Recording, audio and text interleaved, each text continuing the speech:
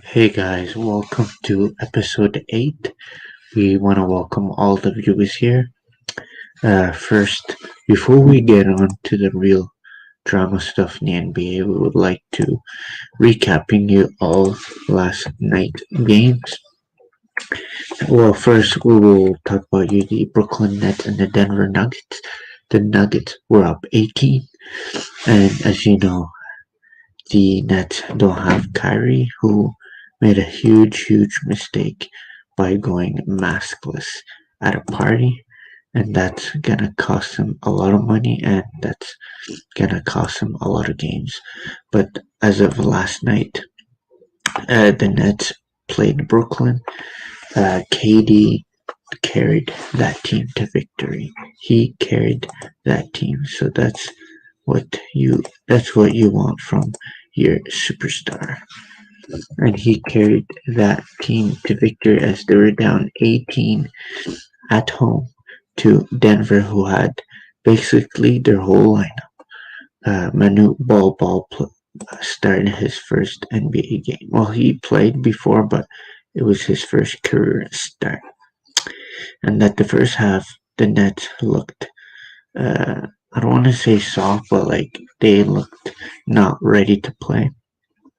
But the Nuggets came in the first half, scoring 70 points on the Nets compared to the Nets, who scored 36, and it was a blow at 36. I mean 54 points. And then the second half is where the Nets scored 36 in the third and 32 in the fourth. And KD, he stepped up. He made some big shots down the stretch. And that's what Kyrie was looking for that MF to make the shots that LeBron has been making when the Cavs had Kyrie and LeBron. And Jokic, who's been playing amazing this season, is averaging a triple double this season.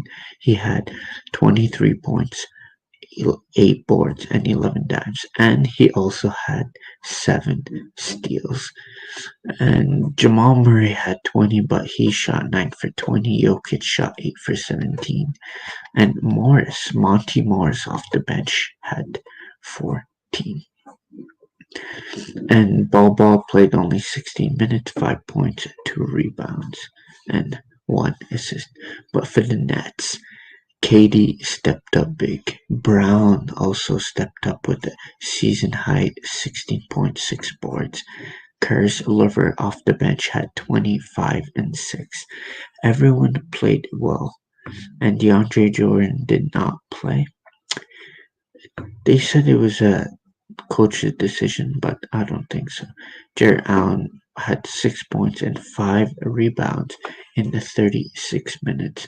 But the factor here was Kevin Durant, who made big shots down the stretch. In 36 minutes, he shot 12 for 18, 4 for 7 from downtown, and 6 for 7 from the free throw line. And he had 7 turnovers, 4 fouls, but he scored 34, 9, and 13. And it was probably a season Kevin Durant's most assists he had since he was with OKC. And everyone's underestimating Kevin Durant. And they're always forgetting that he's one of the best scorers in the league healthy. Kevin Durant is. And he's a 2-time champion. He been to the finals and he stepped up in the finals, so nobody nobody should take him lightly because he shot amazing from the field. He shot 4 for 7 from 3 and he only missed 1 free throw out of 7 attempts. So KD is great, but the Nets still need Kyrie Irving. And Kyrie Irving made a stupid decision to go maskless and to come up and say that he didn't want to play in the first game he missed against the 76ers. But that was a lie. Instead, of playing, he went to a party maskless because you can put everyone in the NBA at risk. And that was a big mistake by Kyrie. And he's gonna miss, sorry about that, he's gonna miss a lot of games. But not only that, he will he will lose a lot of money as well. But other games that went on, the Miami Heat, uh, without Jimmy Butler, without Bam Adebayo, without Goran Dragic, they they they played well against a loss against Philly, and Miami Heat went off in the second quarter. They scored 38 points, and they had a big lead on the 76ers, who had their guys back. Not all of them. Joel Embiid had 45 points, 16 rebounds, and 4 dimes.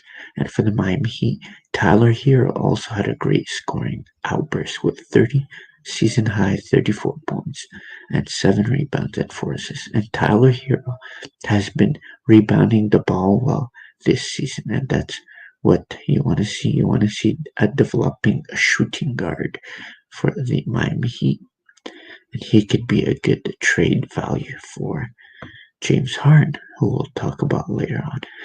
Other games going on, the Cavs were without almost their whole starting lineup. They lost by at least um, 30 points to the Utah Jazz, 117-87. The Lakers won again. The Lakers is that one stat that no one's looking at is that they're 6-0 on the road. They haven't lost on the road just yet. Lakers went up in big lead in the first 35-14, and then it was history. They won by 17. LeBron had 26. AD had another double-double, 19 and 10. And the leading scorer for the Rockets was DeMarcus Cousins. Next, the Spurs played the Thunder. The Spurs came out with a victory. They play without DeMar DeRozan, and he missed the last 3 games with personal reasons as he's visiting his ill father in Los Angeles. But the Spurs beat the Thunder 112-102, and the Thunder haven't won at home yet. Lonnie Walker had 24 points, and he had big shots down the stretch. And for the OKC, Shai Gilgeous-Alexander is still making great performance with 20 points and 9 rebounds. Also, the Pacers played the Golden State Warriors. The Warriors are coming off a lucky win against Toronto, and the Pacers came up with a victory 104-95. Miles Turner led his team with 22 points and 12 boards, and Wiggins led his team with 22 points and 7 rebounds. Curry had 20 points again, but he didn't shoot as much as he's used to, as he took only 14 jump shots. But another stat that no one's looking at is that Draymond Green had his second straight 10 assist performance, and that's what you want to see. And I told you Draymond Green is an important piece for the Warriors, but they didn't come with a victory as they're 6-5. There was another game that was supposed to be played, but it was postponed with health protocols. It was between the Celtics and the Chicago Bulls. Since we're already here, we will recap tonight's game in the NBA. The Mavericks will play the Hornets. We hope that game won't be postponed. The Mavericks are looking for revenge after Charlotte came to their court and blew them out. So the Mavericks would be looking for revenge. Luka Doncic is averaging 26, 8, 9, and 8. And Hayward's averaging 22, 5, 4. And you expect LaMelo Ball to play more minutes, and I hope they should start. Next, you got the Bucks, who will play the Pistons again. The last time they played, the Bucks blew them out by 20. And next, it's the first battle of New York. The Knicks will play the Nets in New York City. It will be on ESPN. I expect KD to have a big game. here tonight at Madison Square Garden. Grizzlies will play the Timberwolves. The Lakers are coming off a win last night against the Rockets. They will play the OKC Thunder. The OKC Thunder are looking for their first victory at home. Expect both teams to go all in. The second game on ESPN will be the Pelicans, who will play the Clippers. The Pels last game was postponed as the Mavericks didn't have enough just players to play. Pelicans are looking for a win, and the Clippers are looking for a better performance because they've been, yes, they're 7-4, but all of their games were great performance, especially by Paul George had one or two great games, but they need more from their superstars and expect Lonzo Ball to have a better performance. As he's not been having a great performance just yet. Next will be the Trailblazers, who will play the Kings. Last time Trailblazers went off, Damian Lillard scored 37, and I expect the Kings to have a better outing. The Jazz are supposed to play the Wizards. That is postponed. The Magic was supposed to play the Celtics, and that's postponed. And the Hawks, that was supposed to play the Phoenix Suns, that's postponed. All of them are postponed because of health protocols, and they will be rescheduled in a later date. So that's the recap and the preview of today's games. We want to talk about James Harden. James Harden shouldn't have went on the media and say what he said, and as everyone doesn't know, James Harden, this is what he said post game, that the Rockets are just after back-to-back losses to Los Angeles, and not just back-to-back losses, blowout losses. He came on media and said, "I love this city. I literally have done everything that I can." I mean, this situation is crazy. It's something that I don't think it can be fixed, and that's not a right way to go public with a trade demand. You just go to the management. I know he already has, but he has to do it and push them to trade. And then he also said we're just not good enough chemistry, talent wise, just everything. And it was clear these last two games. And we're not even close, honestly, to that team, obviously defending champs and all the other elite teams out there. I mean, you can tell the difference in the last two games. And then John Wall, after, came out and said that players that don't give their all, obviously, you won't win basketball games. And I'm tired of James Harden, to be honest with you, because the playoffs he he's been showing up super small. He flopped. He all he does is dribble, step back three, and that won't give you wins. That won't win you titles, win you finals MVPs. That won't do it. He needs to change his game. But that's a problem. Doesn't mean you score all the points in the game. Doesn't mean you get everyone going. No. And I think that Rockets need to trade James Harden as soon as possible because James Harden is ruining his trade value, is ruining the team's value as well. So I think that the Rockets need to trade James Harden as soon as possible. But at the same time, they need to take it slow because you don't want to make a stupid ass trade.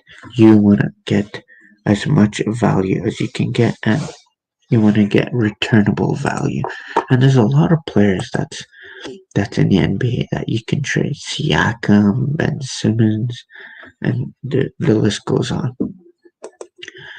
Bradley Beal, like there's a lot of players that you can trade, but the Rockets are taking it slow, which is good. But at the same time, James Harden is ruining his trade value.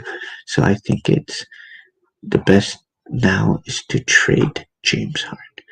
But that's about it. We also want to. We already previewed last night as today's the opening day for the National Hockey League. we're happy that the hockey is back. The Penguins will play the Flyers in Philadelphia, and then Montreal will play the Toronto Maple Leafs in Toronto, and then the Chicago Blackhawks will play the defending champs in Tampa Bay, and then the Canucks will play the Oilers in Edmonton, and the Blues will play the Avalanche in Colorado. Other news: the Capitals signed former center Craig Anderson, and then they placed him on waivers. It's gonna the game that I'm excited about is the Leafs and Habs. It's gonna be a rival game. Both teams don't like each other, and it will be fun to watch tonight. Make sure to tune in on Sportsnet at 7 p.m. Eastern Time. It's also on TVA for the French channel. It's at the Scotiabank Arena. Last time they faced the Habs 1-1 on February 8th, 2020, and expect both teams to come up huge. But thanks for everyone who's listened to this episode. Make sure you check us out on Sportscaster, on Spotify, on YouTube, on Twitter, Instagram, Facebook. And one thing that you guys should know is that to stay safe. This is episode 8. You can listen to it after I finish. You can listen to it on all your music applications, and on YouTube. Give us a subscribe, follow us on Twitter and on Instagram, like our Facebook page, and we will do the same for you. This is DJ Joe signing out. Thank you very much. Peace.